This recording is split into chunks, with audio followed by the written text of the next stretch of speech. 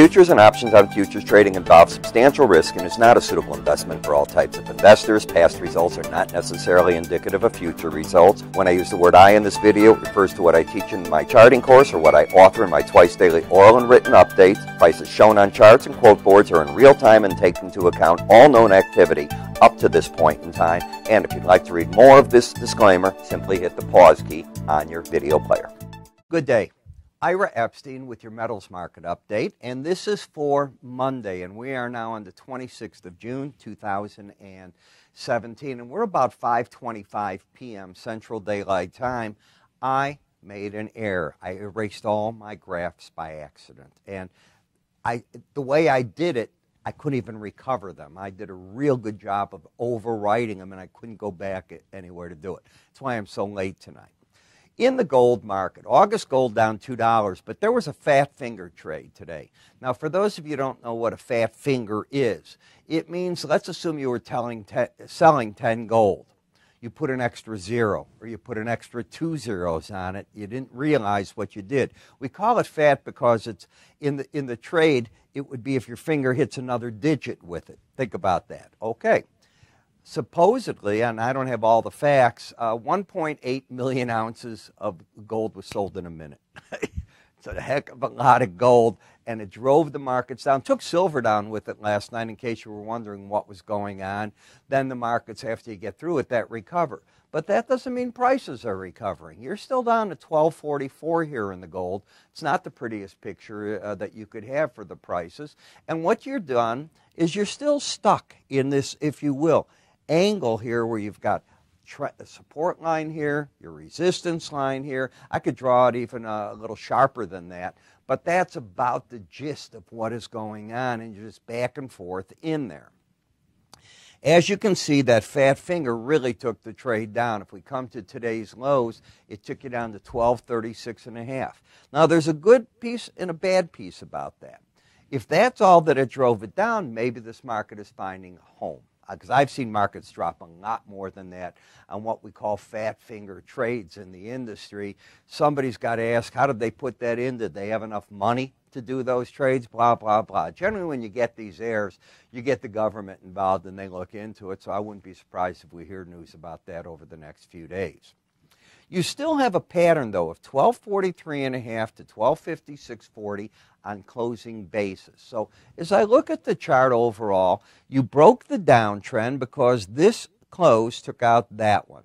Now you're coming down, and the question is, if you take out 1243.5, you still don't establish a new, if you will, trend, because you'll have a higher high and a lower low, but certainly the bias of the market, as you can just visually see, is down.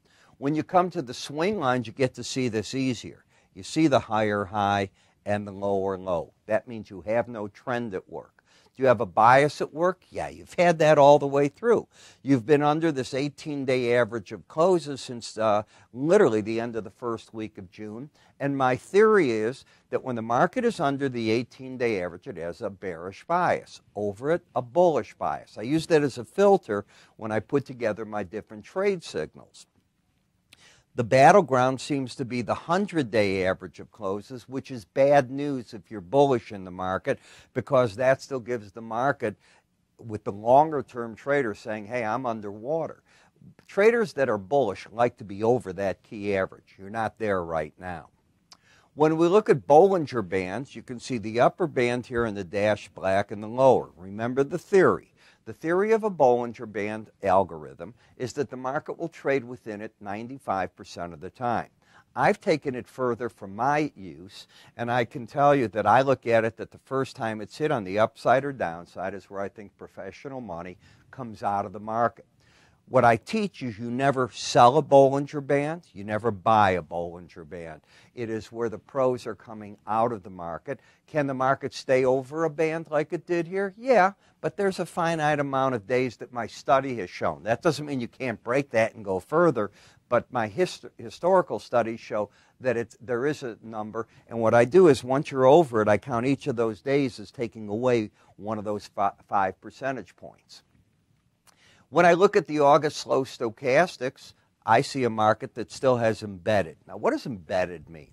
It means that the two numbers that make this up are staying under 20 more than a day or two. And when that happens, you've locked in a trend. It didn't just go from a trend that was, oh, we got down there, we're oversold. What always bothered me is I was teaching trading, and I've got 45 years now in this, maybe more than that. I'm getting a lot of gray hair. At least I have my hair still, right? I used to say, well, it's oversold, it has to return. And then I learned, no, there's another way to use stochastics, and I believe that I have a good handle on it at least, and I teach it that way. When you're over it, a certain amount of days, you're bullish, you're looking for higher highs, lower lows. When the when the red line closes over 20, it ends that cycle of the trade, and prices often try to make a run for the 18-day average to get back, if you will, to a neutral zone. When we take a look at the ETF GLD, well, as I'm looking at this market, you tried on last Friday to get it to come up and over the 20 reading. It's embedded. It failed, couldn't do it. You stay embedded, and prices dropping back down. So this market has still got that embedded reading. When you get an embedded reading, it overrides the swing line, everything else. If it's to the downside, you're looking for the pros to be sellers. If it's to the upside, you're looking for them to be buyers on the break. When you come to GDX, it's not in the same camp with that. It's going back to that neutral area. Now remember, the miners were the weakest part of this sector. They are the strongest part of gold right now. Momentum still pointing to the upside. Resistance, if it tries to rally further, 2304. In order to get down, 2154 could be where support's waiting for the market. The gold-silver ratio is correcting. It had killed the silver market. Now, here, what do I mean by that? Think of, you need 69 ounces of silver in your shopping basket, and you're going to your coin store, give me an ounce of gold. Market then changes to, now I need 70 ounces, 71 to get an ounce of gold. So the higher the number goes, gold is more valuable than silver. When it slips back, silver starts gaining on gold. That's the simple way to understand it. When we look at the daily bar chart, I don't know why I've got that extra piece there, but I'll fix that. Lower highs, lower lows, still very much in the bear camp. Now, I want you to look at how the market finished. Today you had an embedded reading.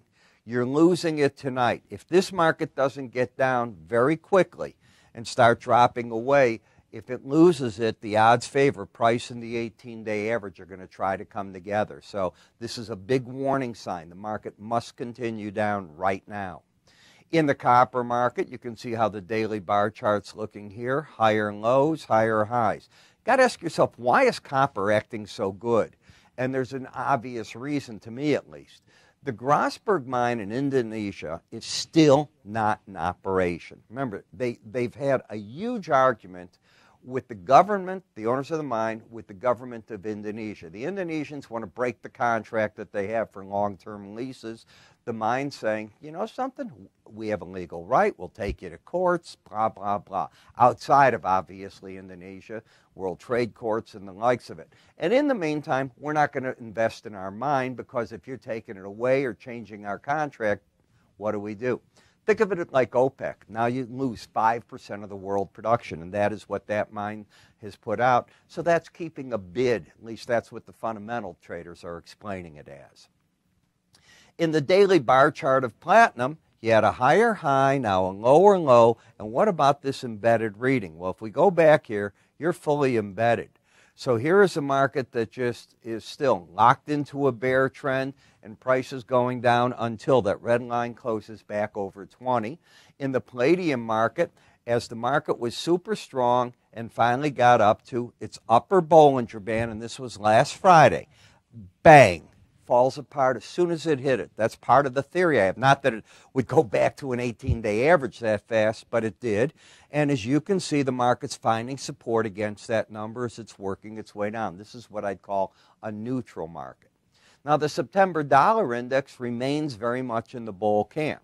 You have higher lows, higher highs, but you're overbought and sort of stuck here against that 18-day average. A difficult market, but you give the nod to the bulls until this low's taken out. If you take out that low, watch out, you could reverse the market and get caught to the lower band. What else do you see in that Bollinger Band? You should be seeing the sideways action. that often takes place before a big move happens. So this market's gearing up for a move. If I were you, I'd write down on a piece of paper, watch the dollar index, something is brewing in it. You know, I teach this something brewing in my course. I have a charting course where I teach you how to work with swing lines, moving averages, slow stochastics, window envelopes, all the little parts that I've got that make this up, and they're way more than you're seeing here. You don't even see window envelopes from what I do here. Then I have a lot of Bollinger Band tricks that I teach you in the course. Now, it's videos. There's 6 hours of them, 54 videos. You come as you want online, they play, away you go. But you see a video. So I give you a charting software with it. You can see on the software what I did. You do the same thing. And yes, all the data's in there. Our data goes back many years, so you're able to do that. And then in the mornings, you join me for my subscriber video. That's a $60 value every 30 days.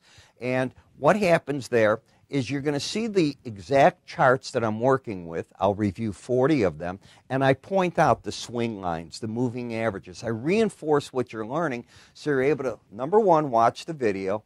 Number two, you're able to start watching what I'm doing at the time I'm recording it, which is real time in that morning, and all of a sudden things, in theory, should start gelling and you start formulating a game plan. Will you be able to put your own twist and turn on it? Of course. But I write for you, so you're going to get a couple of updates a day, typically Monday through Thursday, 2 at least. Sometimes there's more. Friday, you'll get 1 in the morning. Sunday night, I begin all over, and I bring you into line with what I'm doing. So that's where you're at. Now, the course runs $99.95. It used to be $69.95 in December. I've raised the price. I'll give you $20 off if you put in the IRA 20. And here's the other thing that's going to happen. You might want to procrastinate, and that's fine because the course is going to go up this summer. I'm ending the IRA 20 at the end of June. Therefore, you'll end up paying me more, and I probably won't offer another discount for a bit. I don't know. You know, we see what the market is. We sold a lot of these over the weekend. So if you want to take advantage of it, it's really simple. Go to our website, www.iraepstein.com. Under the word education, you'll see how to sign up, and we have a fact sheet and everything that you need in there so you learn about it. You can click up here at any point. That'll take you right to our website, by the way. And you can call us at 866-973-2077. We'll take it from there. You have yourself a good day, and I'll see you tomorrow.